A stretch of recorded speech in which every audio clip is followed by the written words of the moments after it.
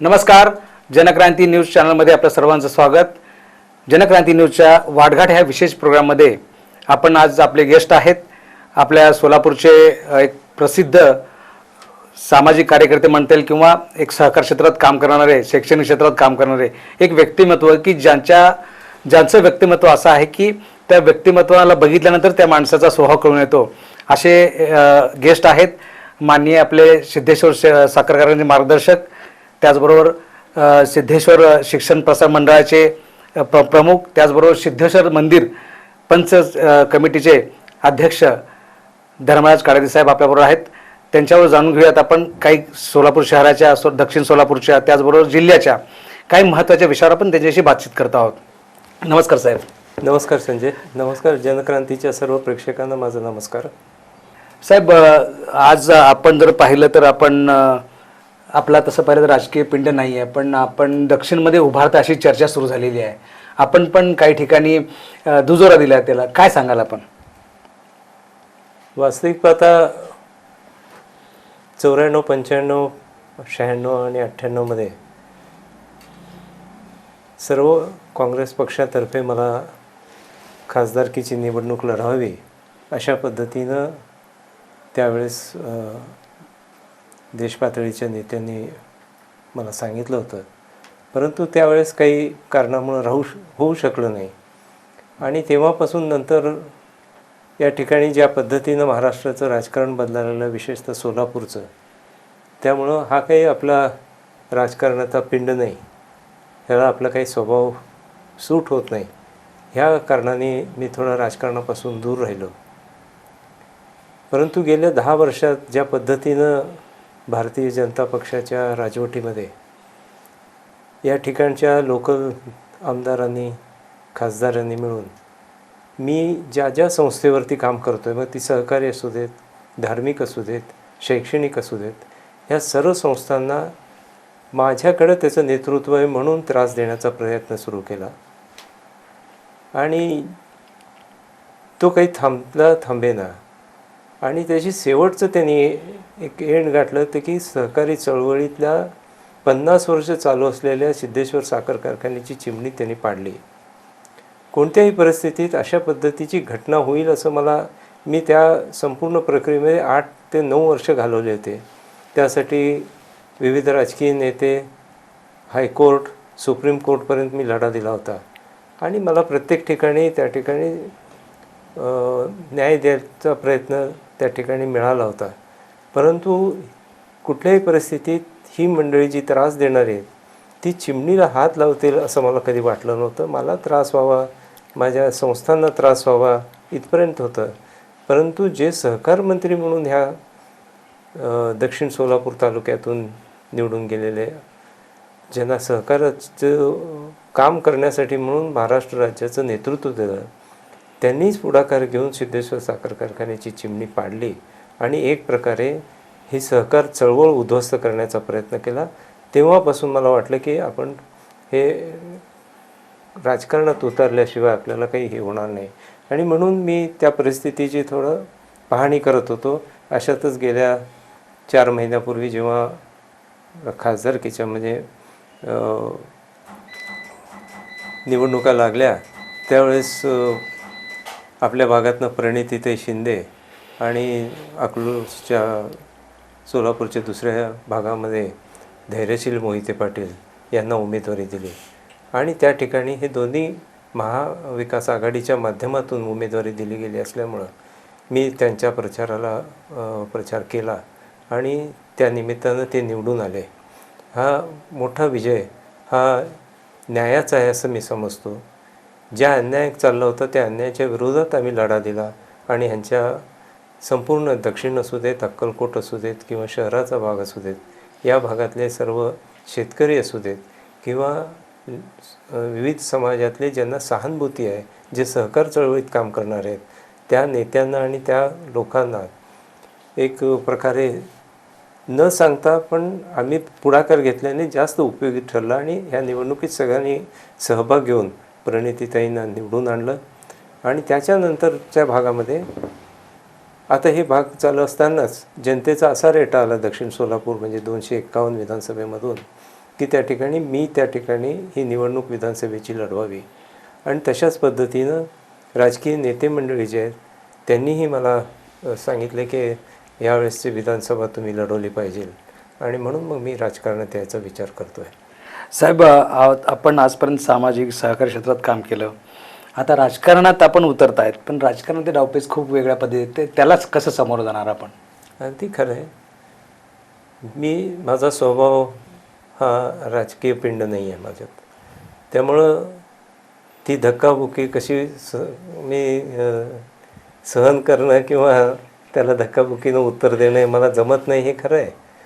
परंतु नाईलाज झाल्यानंतर त्या ठिकाणी आपल्याला त्याला तोंड देणं किंवा त्या सगळ्या परिस्थितीला सामोरं जाणं हे आपली गरज होते. आणि शेवटी राजकारण हे कशासाठी आहे तर समाजकारणासाठी आहे.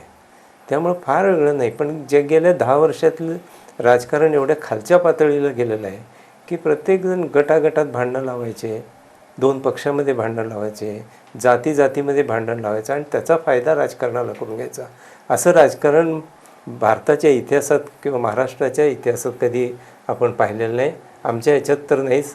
पूर्वीची पिढी तर खूप वेगळी होती, नैतिकतेला धरून राजकारण करायचे.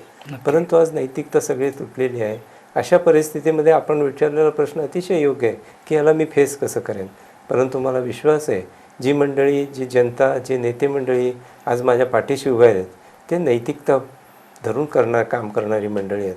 आणि त्या सगळ्यांना बरोबर घेऊन तर आपण म्हणता तसं मी कधी नगरसेवक लढवलं नाही, कुठं जिल्हा परिषद लढवली नाही, कधी खासदारकी आमदारकी लढवलेली नाही, आणि त्यामुळं राजकारणाचा अनुभव खूप कमी आहे. परंतु मला विश्वास आहे ह्या सगळ्यांना घेऊन मी त्या ठिकाणी एक आहे की कोणाचा द्वेष करायचा नाही. आपल्याला जे काही काम करायचं आहे ते सोलापूर जिल्ह्याच्या, सोलापूरच्या शहराच्या विकासाच्या दृष्टीनं आपल्याला काम करायचं आहे. आणि मग जेवढं होईल ते आपल्याकडे चांगलं जसं करता येईल. आज आमच्यावरती खूप लोकांनी त्रास दिला, परंतु त्या दृष्टीनं त्यांना परत त्याचं प्रत्युत्तर त्रास देऊन करायचं असं कधीही आमच्या मनात येणार नाही किंवा माझ्या मनात येणार नाही. त्यांनाही सोबत घेऊन काम करायची आमची तयारी आहे. नक्कीच. साहेब, मला सांगा, सहकार क्षेत्रात इतकं आपलं काम चांगलं आहे तरी पण चांगल्या माणसाला विरोध का होतं, काय सांगाल आपण ह्याच्यात? मग ते अजूनही कळलेलं नाही. म्हणजे आता सिद्धेश्वर साखर कारखाना जो कर्मयोगी आप्पांनी 69 साली आपल्या सर्व सहकाऱ्यांनी घेऊन त्या ठिकाणी स्थापित केला, आणि फक्त एवढंच की या भागात कुठं ऊसाचं पीक नव्हतं. आपल्या आधी एक 7-10 वर्ष अकलूजचा कारखाना सुरू झाला होता, आणि शंकररावजी मोहिते पाटील यांच्या माध्यमातून, त्यांच्या मार्गदर्शनातून, त्यांच्या हस्ते उद्घाटन झालेला तो कारखाना. परंतु आपल्या भागात ऊसाचं क्षेत्र वाढवण्यामध्ये आणि इथल्या शेतकऱ्यांच्या ऊसाला जास्तीत जास्त दर देण्याचं काम गेल्या 50 वर्षापासून सिद्धेश्वर साखर कारखाना हा सहकार चळवळीच्या माध्यमातून करतो आहे. आणि म्हणून एक चांगला चाललेल्या कारखान्याच्या माध्यमातून अशा पद्धतीचं रिॲक्शन येणं हे नक्कीच काय म्हणतात, सहकार क्षेत्राला घातकाचं म्हणतात. घातक तर आहेच आहे. म्हणजे हा कारखाना बंद पडला तर इतर प्रायव्हेट कारखाने चांगले चालतील अशी भावना घेऊन ही सहकार चळवळ उखडून टाकण्याचा प्रयत्न झाला, तो नक्कीच चुकीचा आहे. नक्की साहेब, सोलापुरातल्या आता ग्रामदैवत सिद्धेश्वर मंदिराची जबाबदारी नेतृत्व आपण करताय. भविष्यात आपण सुवर्ण मंदिर बनवण्यासंदर्भात संकल्प केलेला आहे, तो कुठंपर्यंत आला आणि केव्हा, कधीपर्यंत पूर्ण होईल? सुवर्ण सिद्धेश्वर हा प्रकल्प साधारण मी 2013ला देवस्थानच्या अध्यक्षपदाची सूत्र घेतली. त्यानंतर एक 6 महिने वर्ष, कल्पना खूप आधीपासून होती. 1994 साली मेघराज काडादी हे माझे काका त्या ठिकाणी अध्यक्ष होते, आणि त्याच वेळेस त्या तलावातला गाळ काढून 50-1 वर्ष झालं होतं, आणि पाणी आणि गाळ ह्याच्याने खूप तलाव खराब झालेला होता. आणि म्हणून मी पुढाकार घेतला. त्या ठिकाणी सगळ्यांनी मला माझ्या पाठीमागं सगळेजण उभारले. होडगी पौर पण आमच्या सोबत आले, आणि त्या ठिकाणी आपण तो तलावाचा गाळ काढला. आणि तेव्हापासून आमच्या मनात होतं की ह्याला एक एवढा सुंदर परिसर, त्याहीपेक्षा अतिशय सिद्धेश्वरांच्या त्या जिवंत समाधीच्या माध्यमातून अतिशय पवित्र अशा पद्धतीची ती जागा आहे, आणि तेवढेच आकर्षक आणि अतिशय सुंदर अशा पद्धतीने. 800 वर्षापूर्वी ते प्यायच्या पाण्यासाठी तलाव खणला, परंतु आज तो एक अतिशय देखणा असा परिसर झालेला आहे. तो अजून कशा पद्धतीने वाढवता येईल यात्रिकांच्या दृष्टीनं किंवा भक्तांच्या दृष्टीनं त्या ठिकाणी आल्यानंतर एक तास 2 तास आपल्या कुटुंबासमवेत त्या ठिकाणी त्यांना काही वेळ घालवता येईल. सिद्धेश्वरांच्या दर्शनाने त्या ठिकाणी त्यांच्या आशीर्वादानं आपलं मन प्रसन्न ठेवता येईल अशा पद्धतीची त्या ठिकाणी परिस्थिती आपल्याला कशी करता येईल. नक्कीच साहेब, तुम्ही आम्ही सकाळी दररोज सकाळी तिथे जातो, पाहतो. सकाळी व्यायाम करणं, जॉगिंगला पण लोक खूप येतात. जर सिद्धेश्वर मंदिराचा परिसर जर पाहिला, इतका सुंदर झालेला आहे की प्रत्येकाला एक प्रसन्न वाटावं, एक पवित्र वाटावं, एक समाधानासाठी एक चांगले 2 क्षण तिथं जावेत, अशा पद्धतीचं जे केलं नक्कीच लोक आपल्याला धन्यवाद देत आहेत. आणि आपण जे केलेलं कार्य आहे त्याच्याबद्दल कौतुक पण सगळीकडे होतं. पण काही आहे समाजामध्ये अशा गोष्टी असणार, जिथं चांगलं तिथं विरोध असणारच, असा भाग आहे. त्यामुळं आपण नाराज न होता ह्याच्यामध्ये आणखी काही जास्त काय करता येईल तसा प्रयत्न करावा. आता पुढचा एक असा आणखी एक प्रश्न आहे की आपलं कार्यक्षेत्र तसं पाहिलं तर सोलापूर जिल्हा पूर्ण आहे. आपण दक्षिण सोलापूरच का निवडलं की राजकारणात उतरण्याकरता? पहिला तुमच्या आधीच्या प्रश्नाला एकदा उत्तर देतो आणि पुढे जातो. आपण विचारलं की त्या सुवर्ण सिद्धेश्वरची पूर्तता कधी होईल आणि किती काम आहे. तो मी सांगितलं तसं 94 साली आम्ही केल्यानंतर माझ्या मनामध्ये एक मोठा प्रोजेक्ट होता आणि अध्यक्ष झाल्यानंतर त्या ठिकाणी जेव्हा काम करायला सुरुवात केली तेव्हा त्या सुवर्ण सिद्धेश्वर ही जी संकल्पना मांडली गेली, त्या माध्यमातून मंदिराचा संपूर्ण गाभा आणि शिखर, हे शिखर सोन्याचं आणि आतलं चांदीचा जो करायचा ठरवला. पुढं सभामंडप जे भाग 200-300 वर्षापूर्वी जेव्हा ओहऱ्यांचं बांधकाम झालं तेव्हा थांबलं होतं. हा सगळा असा एक मोठा प्रोजेक्ट आहे. त्यामुळे एका ठराविक वेळेत हे पूर्ण होईल असं सांगता येणार नाही. आता आपण 2 भाग घेतलेत की गाभाऱ्याचा भाग चांदीचा आणि शिखराचा भाग सोन्याचा आणि पुढचं काळ्या दगडातला सभामंडप. ह्या जानेवारीपर्यंत आम्ही कंप्लीट करण्याचा पूर्ण आणायचा प्रयत्न करतो. त्यानंतर अजूनही जीर्णोद्धाराची बरेच कामं आहेत. तशाच पद्धतीनं बोटिंगचं काम, म्हणजे आलेले भाविक भक्त परगावाहून येतात तेव्हा त्यांना काही तिथे यात्रिक निवासमध्ये राहता यावं, तिथं काही एन्जॉय करत असताना बोटिंगची मोठ्या प्रमाणात 10 बोटी खरेदी केल्या आहेत. त्या बोटीच्या माध्यमातून तलावात बोटिंगची सोय आणि त्या ठिकाणी सिद्धेश्वरांच्या 800 वर्षापूर्वीचा सगळा इतिहास त्या ठिकाणी घेऊन त्या एक प्रदर्शनात्मक कशा पद्धतीने असा वेगळा मोठा प्रोजेक्ट आहे. तो नजीकच्या काळात आम्ही पूर्ण करतो आहे. आता तुमच्या दुसऱ्या प्रश्नासाठी मी उत्तर देतो आहे की कार्यक्षेत्र आपण म्हणता तसं कर्मवीर आप्पांनी 38 साली ह्या शहराच्या नगराध्यक्ष म्हणून पहिले काँग्रेसचे म्हणजे काँग्रेसची स्थापना आप्पांच्या नेतृत्वाखाली झाली. आप्पांच्या नेतृत्वाखाली त्यांनी पहिले ह्या शहराचे काँग्रेसचे अध्यक्ष म्हणून 1938मध्ये त्यांनी अतिशय यशस्वी अशी कारकीर्द केली. त्याच्याचप्रमाणे पहिले काँग्रेसचे आमदार म्हणून 1952 साली त्यांनी या भागाचं दक्षिण सोलापूर तालुक्याचंच, त्यावेळेस दक्षिण सोलापूर म्हणून नव्हतं, त्याला अक्कलकोट म्हणायचे आणि अक्कलकोट मतदारसंघाचं म्हणजे अक्कलकोट तालुका आणि दक्षिण मिळून एक होता. तर त्याचंही आपण नेतृत्व केलं. नंतरच्या काळात 15 वर्ष शिवदार यांना, नंतर 25 वर्ष देवकते असा हा भाग घेतल्यानंतर शिंदेसाहेबही झाले तिथनं. अशा पद्धतीने दक्षिण सोलापूरचं होतं आणि नंतर 1962 साली आप्पा खासदार म्हणून त्या ठिकाणी या ठिकाणी प्रतिनिधित्व करण्याचं सोलापूरकरांनी त्यांना संधी दिली. त्यामुळं आपण ह्या दक्षिण सोलापूरमध्ये काम केलेलं आहे. त्या माध्यमातून आज सगळ्या जनतेचं म्हणणं आहे की मी दक्षिणमधलं उभा राहावं. दक्षिणच्या लोकांची मागणी होती, त्यामुळे मी तिथं. नक्की साहेब. आता दक्षिण सोलापूरचे एक नेतृत्व होतं, BJPचं नेतृत्व मोठ्या प्रमाणात होतं. सहकार मंत्रीपद दक्षिणला मिळालं. सहकार क्षेत्राचा विकास होण्याऐवजी ती अधोगती झाली. ह्या संदर्भात भविष्यात आपण निवडून येणार आहात, कारण जनतेतला आमदार म्हणून तुम्हाला ओळखलं जातं. तर निवडून आल्यानंतर भविष्यातली आपली विकासाची दृष्टी कशी असेल? साहजिक आहे, आपल्याला म्हणजे दक्षिण सोलापूर परत विचार करायला गेला तर दक्षिण सोलापूरचा अर्धा भाग हा ग्रामीणचा आहे. म्हणजे तिथले 52 गावं आणि उत्तरची एक 10 गावं ही 251 मतदारसंघामध्ये आहे आणि उरलेला भाग हा जुळे सोलापूर वगैरे भागात तिथे एक 2 लाख मतदार आहेत. म्हणजे शहराचा अर्धा भाग आणि ग्रामीणचा अर्धा भाग असा ह्या दक्षिण सोलापूरचा विधानसभेचा मतदारसंघ विखुरलेला आहे. यातले वेगळे प्रश्न आहेत. ग्रामीणचे प्रश्न वेगळे आहेत आणि शहरी भागाचे प्रश्न वेगळे आहेत.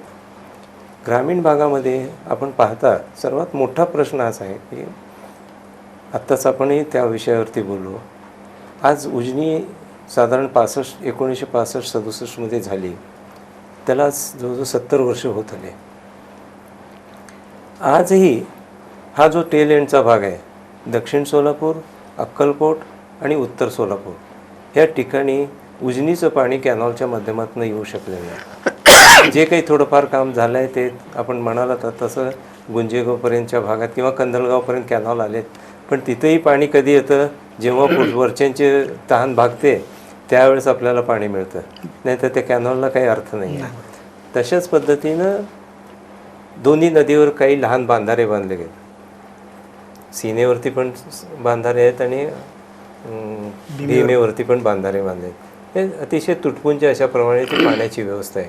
वास्तविक पाहता ह्या तिन्ही तालुक्यामध्ये त्या ठिकाणी कॅनॉलच्या माध्यमातून पाणी जर आलं आणि जे सप्टेंबरमध्ये जाणं शेवटच्या पावसावर म्हणजे उजनी भरल्यानंतर जे पाणी वाहून जातं खाली, त्या पाण्याने जरी आमचे तलाव जरी भरून दिले या तिन्ही तालुक्यातले, तरी सगळ्यांना पुरेल एवढा ऊस किंवा कुठलीही पिकं काढायला त्यांना पाहिजे तेवढं पाणी होऊ शकतं.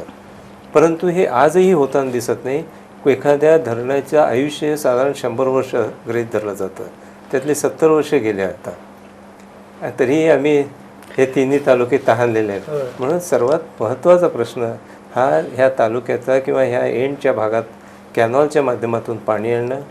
त्याचबरोबर इतर काही गोष्टी आहेत, जसं मी बऱ्याच वेळा सांगितलं की वडापूरचं धरण, आता ते वडापूरचं धरण काही कारणाने थांबवलं आहे, पण ते थांबणं भविष्यात त्याचं आपल्याला अजून अडचणी त्यामुळे निर्माण होणार. आज परत बॅरेज बांधायचं त्या ठिकाणी निर्णय झाला आहे. बॅरेजही अजून पूर्ण झालेलं नाही आहे किंवा बांधायला सुरुवात झालेली नाही. बॅरेज बांधल्यानंतर काही प्रमाणात आपल्याला परिणाम त्याचा चांगला मिळेल, नाही असं नाही, परंतु वरती त्याच्या वरच्या असलेल्या शेतकऱ्यांच्या अडचणीमुळे. पण माझी अपेक्षा अशी आहे की जर त्या ठिकाणी धरण झालं तर त्या ठिकाणी ह्या तिन्ही तालुक्याला सातत्यानं आपल्याला उजनीवर अवलंबून राहणार नाही.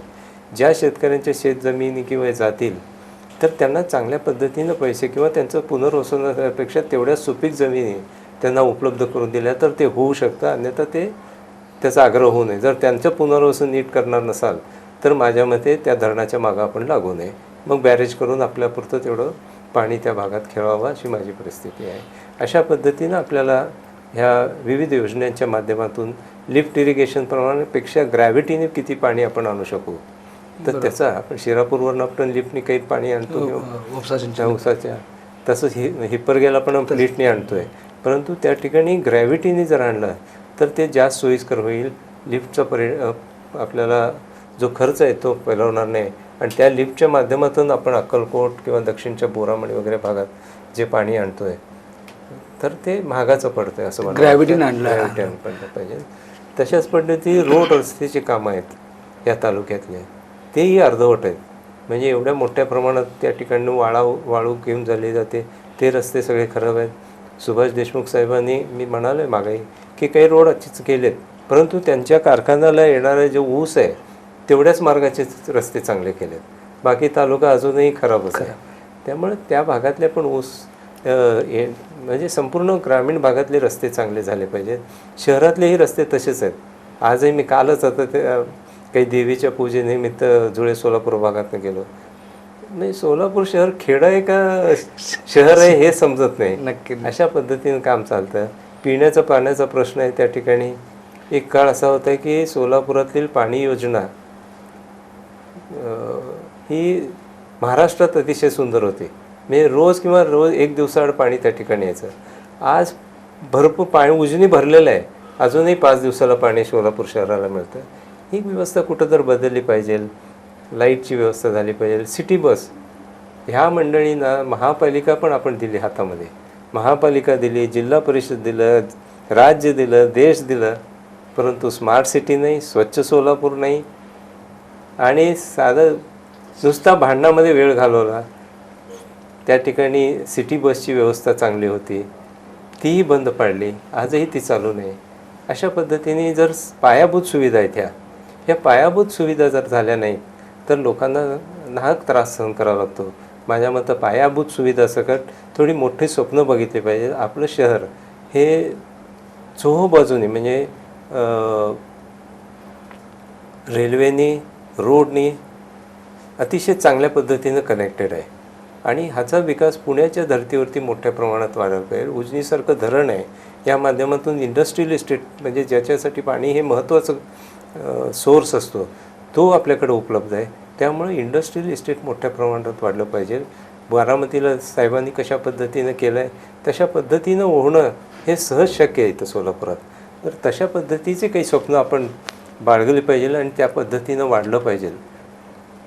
नक्कीच साहेब, आता जर दक्षिण सोलापूर मतदारसंघ जर बघितला तर 1.5-2 लाख काही ग्रामीण भागातलं मतदार आहे आणि त्यावर शहरातलं 2 लाखाच्या वर मतदान आहे. ह्या संदर्भातलं हे जी बेरीज आहे ही कशा पद्धतीने आपण पूर्ण ह्या मी आत्ताच सांगितल्याप्रमाणे ग्रामीण भागाचे प्रश्न वेगळे आहेत, शहराचे प्रश्न वेगळे आहेत. जरी मतदारांची मानसिकता थोडी वेगळी असू शकेल, कारण ग्रामीणमध्ये राहणाऱ्यांची थोडी मानसिकता वेगळी, शहरांच्या लोकांसमोरचे प्रश्न वेगळे आहेत. त्यांचे बऱ्याचशा प्रमाणामध्ये त्यांचं इन्कम स्कोअर चांगला आहे ग्रामीणपेक्षा आणि त्यामुळे त्यांच्या रिक्वायरमेंट चांगल्या आहेत. तर त्यांच्या ज्या रिक्वायरमेंट आहे शहरामध्ये त्यांना जे लागणार आहे, वेळेच्या वेळी पाणी येणं, लाईटची व्यवस्था होणं, लाईट न जाणं, अशा पद्धतीचं काम, त्यांना वाहतुकीची व्यवस्था करणं, हे जे काही प्रश्न मी आधी मांडले ती सुविधा त्या ठिकाणी उपलब्ध करून दिली पाहिजे. आणि त्या जर त्यांच्या अडचणी आपल्या मिटवता आल्या तर नक्कीच हे आणि आता पाहिलं आहे त्यांनी 10 वर्षात त्यांचा कारभार पाहिलेला आहे. त्यामुळे आपल्याला सांगायची गरज नाही. मग ते ग्रामीण असू दे शहर आहे ते महाविकास आघाडीसोबतच येतील असं माझा विश्वास आहे. नक्की साहेब, आता आणखी एक महत्त्वाचं परत फिरून मी माघारी येतो. सिद्धेश्वर कारखान्याची जी आपली मोठी कोजनरेची चिमणी पाडली, तो प्रसंग खूप गंभीर होता, सभासदांसाठी सगळ्यांसाठी होता. तो गंभीर प्रसंग आपण कसा आपण सभासदांना याच्या संदर्भात धीर दिला?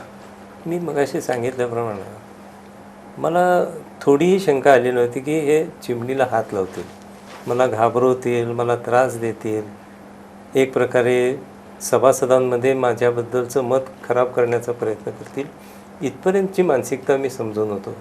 परंतु एखाद्या अतिरेकी ठिकाणावरती हल्ला करावा अशा पद्धतीचं चित्र सोलापूर जिल्ह्याच्या सारख्या शहरामध्ये या मंडळींनी 2000 ताफा पोलिसांचा ताफा रातोरात घालून, आमच्या कामगार वस्तीतले लोक सगळ्यांना बाजूला काढून, जी मंडळी पोलीस याच्यामध्ये जाऊन आमच्या कारखान्याचे उपाध्यक्ष आणि काही संचालक जाऊन त्या ठिकाणी काही गोष्टीची प्रिकॉशन्स घेण्यासाठी सांगत होते, तर त्यांना 4 दिवस तुरुंगात एक कैदी म्हणून घातले, कैद्यासारखी वागणूक दिली. ही कुठली मानसिकता? तर चळवळीत एवढा द्वेष ठेवून जर तुम्ही काम करत असाल तर त्याचे परिणाम तशाच पद्धतीने उलटे होऊ शकतात. आणि सहकार्य हे सगळ्याला घेऊन जाऊन, मग तो कुठल्याही जातीचा धर्माचा असू दे, तो किती गरीब असू दे, श्रीमंत असू दे, त्याला आपण इक्वली ट्रीट केलं पाहिजे. अशा पद्धतीनं काम करत असताना आणि सिद्धेश्वर कारखाना गेली 50 वर्ष या सहकार चळवळीतले एक आदर्श कर्मयोग आपण असताना तर खूपच आदर्श अशा पद्धतीने झाला. आज परिस्थितीप्रमाणे आपल्याला काही त्रास झाला किंवा हे झालं, मी म्हणत नाही की आपणसारखंच या ठिकाणी आज काम होता नाही आहे, परंतु तो मार्ग आम्ही सोडलेला नाही. आणि त्या माध्यमातून काम करत असताना ही कशा पद्धतीने चिमणी पाडली ती पाहिल्यानंतर त्या दिवशी मी मुंबईहून पुण्याला सोलापूरला परत येत होतो आणि मला मध्यंतरी वाटेमध्ये कळाले की अशा पद्धतीनं त्यांनी ते पाडलेले आहे. माझं 1 तास 2 तास माझं मन खूपच सुन्न झालं होतं. परंतु त्याच घटकेमध्ये मी त्या ठिकाणी येऊन विचार केला आणि दुसऱ्या दिवशी सकाळी कारखान्यावर गेल्यावर मात्र मी सर्व कामगारांना घेऊन बसलो. सगळे उदास झाले होते, आशा सोडून टाकलेली होती. कशा पद्धतीने आपण आता सीझन चालवायचा, आमच्या पगारी बुडतील, आमची नोकरी जातील. परंतु एक सिद्धेश्वराची कृपा, आप्पांचा आशीर्वाद असेल. त्या ठिकाणी एक मला माहीत नाही जो धीर दिला, त्या माध्यमातून त्या क्षणी मी कामगारांना जे बोललो त्यांच्याशी, त्या माध्यमातून त्यांना कुठल्याही प्रकारचं दुःख करू नका, कुठलंही तुम्ही घाबरू नका, आपण आहोत, आपल्या मागं सिद्धेश्वर आहेत, आप्पा आहेत, इतर सर्व जनता आपल्यासोबत आहे. काही लोक त्रास देणाऱ्यांनी पाडलं, परंतु आपण आजपासूनच कामाला लागायचं. अनेक लोक कामावर जायला तयार नव्हते त्या दुःखामध्ये, त्यांना सगळ्यांना कामाला पाठवलं. कारण 1-1.5-2 महिन्यामध्येच आमचा सीझन होता, 3 महिन्यावर सीझन होता. आणि टेक्निकल लोक आम्ही लगेच बोलवले. आदरणीय शरद पवार साहेबांनी वसंतदादाची माणसं पाहिजे, थर्मॅक्स आणि आमचं जो कोजन केलं त्यांची मंडळी टेक्निकल टीम त्या ठिकाणी आली होती आणि त्यांनी काही मार्ग सुचवले. त्या मार्गाच्या पद्धतीनं आपण जाऊया, कशा पद्धतीने येईल तशा पद्धतीने कारखाना सुरू करूया, अशा पद्धतीचं सर्वांना धीर दिला. आणि माझ्या मते आम्हाला जे सुचवलं होतं त्या माध्यमातून आमचा कारखाना अतिशय अधिकपेक्षाही चांगला चालला आणि त्याच्यामुळं आम्हाला 10 लाखाचं जे आमचं टार्गेट होतं क्रशिंगचं ते पूर्ण करता आलं. नक्कीच साहेब, आपण गहिवरला नक्की कुटुंबावर आघात झाल्यानंतर काय होतं हे तुमच्या म्हणजे एकंदरीत त्याच्यावर लक्ष येतं. हा आघात तर आपण सहन करून पुढे गेलात, पण आणखी पण काही आपल्या विरोधात चर्चा होते की ऊसाचं बिल मिळत नाही लवकर आणि उशीर होतो. तर ह्या लोकांनी ह्या गोष्टी समजून घ्यायला असं आपल्याला वाटत नाही का? नाही, माझे जे सभासद वर्ग आहेत ते कोणीही त्रास देत नाहीत. जे काही त्यांना माहीत आहे म्हणजे ज्या त्रासातून किंवा काही अडचणीतून आपण मार्ग काढतो आहे त्या सगळ्यांना सोबत घेतलं, परत विश्वासात घेऊन त्यांची एक सभा घेतली आणि ह्या सगळ्यासाठी कुठूनही पैसे मिळू नये अशा पद्धतीची परिस्थिती निर्माण केली असताना आम्ही त्या ठिकाणी वेगळ्या वेगळ्या मार्गाने पैसे उभा केले. जवळजवळ 10 कोटीचा खर्च आला. म्हणजे अनेकजण त्यावेळेस प्रश्न विचारत होते मला की तुम्ही ह्या चिमणीवर चालवत असाल तर तुम्ही तो आधीच का चिमणी पाडली नाही. वास्तविक पाहता आजही मी सांगतो की जी चिमणी पाडली ती विमानतळाच्या मध्येच येत नाही, तरी पण त्यांनी पाडली. पण त्याच्याबरोबर आत्ता असलेल्या 2 चिमण्या पण आमच्या मध्ये येतात असं म्हणायचे.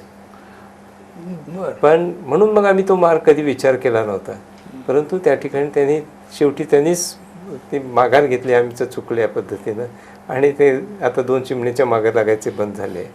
तर नक्कीच मला सांगा साहेब की एवढं विमानतळाचा गाजावाजा केला, बरीच लोकांनी आपल्या जवळच्या लोकांनी आंदोलनं केली आणि हा गोंधळ घातला. विमानतळ त्या लेवलचं आहे का की अशा मोठं विमानसेवा सुरू होईल असं आपल्याला वाटतं का ते एक फारसा आहे? नाही, सातत्यानं ह्याच्यावरती चर्चा झाल्यात, निर्णय झालेत. 2008चा GR आहे महाराष्ट्र गव्हर्नमेंटचा, 2013चा GR आहे. ह्यामध्ये म्हणजे सगळे महाराष्ट्र राज्याचे सचिव आहेत, सोलापूर विमानतळाचे अधिकारी आहेत किंवा नॅशनल लेवलचे जे एअर एव्हिएशनचे अधिकारी यांच्या सगळ्यांच्या बैठका होऊन त्या GR निघाल्या आहेत. त्यामध्ये स्पष्ट म्हणलेलं आहे की ही जी सोलापूरच्या हुडगी रोडची विमानतळाची धावपट्टी आहे ही 2.25 किलोमीटरची आहे. 2.25 किलोमीटरमध्ये कुठलेही मोठे विमानं येऊ शकत नाहीत आणि यापूर्वी हे विमानतळ फक्त शहराच्या बाजूनी 1 साइडेड ऑपरेटेड होतं. म्हणजे शहराकडनंच विमान यायचे आणि शहराकडनंच उडायचे. त्यामुळं कारखान्याकडनं कधी चिमणी गेल्या 50 वर्षामध्ये उडलीच नव्हती. त्या 1987 पासून हा विमानतळ म्हणून त्याला हे मिळालं होतं, पण तिकडनं कधी विमान उडत नव्हते आणि उतरत नव्हते. परंतु हा फक्त एक राजकीय स्टंट करून ह्या संस्थेला संपवायचा विचार होता. आणि मला वाटतं त्या GRमध्ये तो इतका डिटेल GR आहे, त्या शिंदेसाहेबांनी पुढाकार घेऊन तो केला होता. आणि त्या ठिकाणी हे विमानतळ एवढं पुढं वाढू शकत नाही कारण एका साईडला कारखाना आहे आणि दुसरीकडं सगळी लोकवस्ती आहे. ती लोकवस्ती संपूर्ण आता विमानतळामध्ये घुसलेली आहे. अशा परिस्थितीत ते विमानतळ वाढू शकत नाही म्हणून बोरामणीची जागा त्यांनी घेतली आणि बोरामणीचं विमानतळ होस तोपर्यंत हे विमानतळ चालू ठेवावं अशा पद्धतीचा निर्णय त्यावेळेस झालेला आहे. पण 2013च्या झाल्यानंतर 2014ला भाजप गव्हर्नमेंट आल्यानंतर त्या गोष्टीला फाटा फोडून हेच विमानतळ विकसित करण्याचा प्रयत्न केला. पण आजही हे चिमणी पाडूनही हे विमानतळ चालू होत नाही ह्याच्याबद्दल अनेक शंका आहेत. आणि त्याच्यातलाच एक भाग म्हणून कारखान्याचा 2.5 हेक्टरचा जाग बळजबरीने आता घेण्याचा प्रयत्न या 2 महिन्यापासून चालू असलेलं तुम्ही वृत्तपत्रातनं ऐकलं असेल. आम्ही किती सांगितलं तरी आमच्या ह्याच्यात आम्हाला रिक्वेस्ट करू दे, अजून विमानतळ चालू करण्यासाठी आम्हाला जागा द्या, थोडी कमी पडालेली आम्ही देऊ. परंतु तसं न करता ती आमचीच जागा आहे, 50 वर्षापूर्वी त्यांचं कंपाऊंड त्यांनी बांधलेलं आहे, त्याच्या आतमध्ये ते येऊन आमची जागा आहे म्हणून ते, आणि तेही बळजबरीने सर्व अधिकारी जिल्हाधिकारी कार्यालयापासून सगळ्या डिव्हिजनल कमिशनरपर्यंत आमच्या विरोधात निकाल द्यायचा प्रयत्न केला आहे. आज हायकोर्टात जाऊन आम्ही त्याच्यावर स्टे घेतला आहे. त्यामुळे ते विमानतळाला पण आता चालू करणं मला वाटतं अडचणीचंच राहणार आहे. नक्की आपण जागा द्यायला तयार आहोत, विश्वासात घ्या असं म्हणतात. विमानतळ तरी पण ही लोक असं म्हणतात म्हणजे यांचा एक कुठेतरी राजकीय दृष्टिकोनाने त्रास द्यावा ही भूमिका त्याच्यामध्ये आहे. फक्त ह्या संस्थेला कसं संपवायचं, धर्मराजचं नाव कसं बदनाम करायचं, एवढंच हा त्यामागचा हेतू आहे. साहेब आपण आता एकंदरीत निवडणुकीला सामोरं ते जात आहे, पण आणखी आपला पक्ष काय ठरला नाही, आपण कोणत्या पक्षाने उभारता हे सध्या तरी जनतेला किंवा तुमच्या समर्थकांना माहीत नाही? काय सांग, कोणत्या पक्षाकडून आपण सहसा पुढे जायचा विचार केला आहे? मी आपल्याला सांगितलं तसं खासदारकीचे इलेक्शनच्या वेळेस मी महाविकास आघाडीबरोबर ताईंचा प्रचार करण्यासाठी बाहेर पडलो. तोपर्यंतही मी कुठल्या पक्षात नव्हतो. परंतु आज या निमित्तानं जनतेचं आणि नेत्यांचं जेव्हा अपेक्षा माझ्याकडनं आल्या की ते विधानसभाची निवडणूक लढवावी आणि तीही दक्षिण सोलापूरमध्ये, तर त्या माध्यमातून जी महाविकास आघाडीचे नेते आहेत, शरदचंद्रजी पवार असू देत, सुशीलकुमार शिंदे आणि विजयसिंह मोहिते पाटील, हे सगळे मिळून जे काही ठरवतील कुठल्या पक्षातनं मी लढवावं, राष्ट्रवादी काँग्रेस किंवा शिवसेना, या कुठल्याही पक्षाकडनं मी उभं राहायला तयार आहे. आता आपण दक्षिणमधून उभारताय तर काँग्रेसचा आपला टच दिसतोय, तर काँग्रेसमधून बऱ्याच लोकांची चढावट दिसते. साहजिक आहे, कारण संघटनात्मक असं जे काम आहे ते अक्कलकोट उत्तर तालुका आणि दक्षिणच्या ह्या भागामध्ये काँग्रेसची ही संघटनात्मक शक्ती आहे. राष्ट्रवादीचं तेवढी संघटनात्मक बांधणी झालेली नाही. परंतु महाविकास आघाडी एकत्र असल्यामुळं मला वाटत नाही कुठल्या एका पक्षाचे अशा पद्धतीनं होईल. सगळे कुठल्याही पक्षाचं मिळू दे, सगळे जनता आणि नेते मंडळी माझ्यासोबत आहे, त्यामुळे मला पक्षाची काही अडचण वाटत नाही. पण नक्कीच साहेब, तुमचं काम खूप मोठं आहे, सगळ्यांना तुमच्यावर विश्वास आहे. आम्ही ग्रामीण भागात फिरल्यानंतर लक्षात येतं की धर्मराज काळदे म्हणले की विश्वासाचं एक मूर्ती म्हणतात, सगळेजण म्हणतात, त्यामुळे तुमच्यावर खूप विश्वास आहे. तर आता भविष्यात आता दक्षिणमध्ये आपण उभारताय, तर आपल्या मतदारांना, आपल्या समर्थकांना काय आवाहन कराल? नाही, मला हे सांगायचं आहे की ज्या पद्धतीच्या विचारांनी भाजपच्या लोकांनी गेली 10 वर्ष काम केलं आहे, एवढे मोठे टर्म्स त्यांना मिळाले, 3-3, 4-4 टर्म मिळाले, पण विकासाच्या बाबतीत किंवा याच्याबद्दल काहीच नाही. महाविकास आघाडीचे जे नेतृत्व आहे, आदरणीय पवारसाहेब असू देत, शिंदेसाहेब असू देत, विजयसिंह मोहिते पाटील असू देत, या मंडळींनी सातत्यानं या भागाच्या विकासासाठी किंवा कर्मयोगी आप्पांपासून त्या ठिकाणी जे काम केलं गेलं, तो ह्या शहराचा आणि या जिल्ह्याच्या विकासाच्या दृष्टिकोनातून काम केलं आहे. ही कामं कुठंतरी थांबलेली आहेत आणि थांबलेली जी कामं आहेत गेली 30-40 वर्ष झाले, ह्या विकासाला जेवढा वेग पाहिजे होता तो वेळा वेग आज नाही आहे. तो वेग वाढवायचा आहे. सोलापूर शहराला एका महाराष्ट्रातल्या पहिल्या 2-4 सिटीमध्ये आणायचंच असेल तर त्या दृष्टीनं आपण ह्या महाविकास आघाडीच्या नेतृत्वाच्या मागं राहिलं पाहिजे आणि त्यांच्या माध्यमातून ह्या शहराचा विकास कसा होईल त्यासाठी आपण श्रम घेतले पाहिजे आणि अशा पद्धतीनं ज्यांना नेतृत्व करण्याची संधी दिली जाईल त्यांच्या पाठीमागं आपण उभारलं पाहिजे असं मला वाटतं. नक्कीच काळेसाहेब म्हणाल्याप्रमाणे जे नेतृत्व करतं आणि जे विकासाची भूमिका घेऊन पुढे जातं आहे त्याच्या पाठीमागं खंबीर व्हावं असं आवाहन त्यांनी केलेलं आहे. साहेबांनी वेळ दिला, आपले प्रश्न व्यवस्थित, आपण जी प्रश्न विचारले त्याला उत्तरं व्यवस्थित दिली आणि ती एक पटणारी उत्तरं आहेत आणि ती मनाला शिवणारी उत्तरं आहेत. त्यांनी जे सांगितलं कोजनरेंचा विषय, चिमणीचा विषय सांगितला, इतका गहिवरून ते बोलले की एखाद्या कुटुंबावर प्रहार झाल्यानंतर कसं त्यातून मार्ग काढायचा, हे खूप मोठं धाडस त्यांनी दाखवलेलं आहे आणि सगळ्यांना धीर दिला आहे. नक्कीच जनक्रांती न्यूज चॅनलकडून आपल्या पुढच्या भावी वाटचालीला शुभेच्छा आहेत आणि आपण वेळ दिला त्याबद्दल आपल्या सगळ्यांचं आपलं मनापासून स्वागत. धन्यवाद. नमस्कार.